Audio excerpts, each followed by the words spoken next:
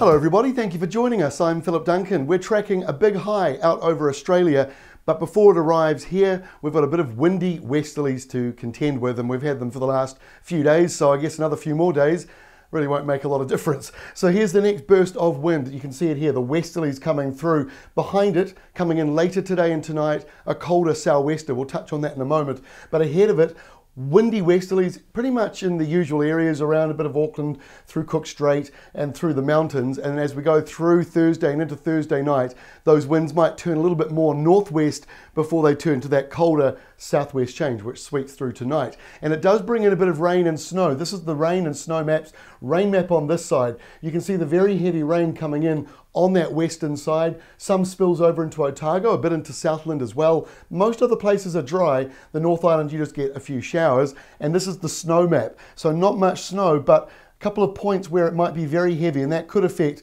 the alpine passes. So just keep up to date with the highway conditions. There's just a burst of rain, which will turn to snow tonight in the mountains. Then we get to Friday, and it's a windier kind of day. Well, those big westerlies coming across the country, they'll be west to southwest or southwest for most areas. So they'll be a little bit cooler than what you had on Thursday. A bit of a cooler day coming through. But again, these eastern areas are mostly dry and fairly mild and quite sunny. So it's really, the country's split in half. Western and southern sides are getting a bit more of the colder, windier, showery weather, but the northern and eastern sides aren't doing too badly. But Friday's a bit of a windy day across the country. Now to the weekend, and it doesn't change a great deal on Saturday. Still windy, still cold, another surge of colder air down around Southland and maybe Otago as well, and more showers moving up the western side of both islands. There will be a little bit of shower activity perhaps coming up into Canterbury for a time, but again, mostly dry through eastern areas. And then by Sunday, the high is getting closer and it starts to push away all that windy, cold stuff. So Sunday's not perfect. We've still got sou'west winds blowing through, maybe a couple of showers here and there in both islands. But generally speaking, as the day goes on, the winds are easing, the showers are clearing, and high pressure is trying to roll in. When we get to Monday, the high is still trying to come in. It is fairly settled though for the North Island, but a couple of showers, so it's not perfect.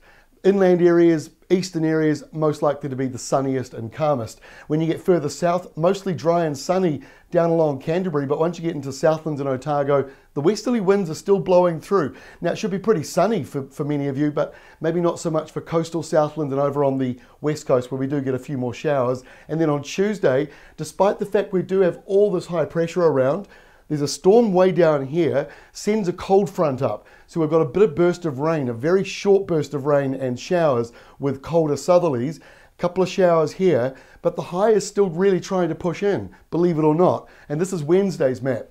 In comes that high. So most regions over the next week are going to have at least 3, maybe 5 fairly settled days in there with the winds not blowing too much and mostly dry skies. So you can see that high in the middle of next week will be lingering perhaps into Thursday as well. So it's a little bit unsettled next week, but it's a big step up from where we've been over the last few weeks. So it should be a much more settled week for the second week of the school holidays. That's all from me. We'll update you again on Friday with the latest outlook for the weekend and of course right across next week.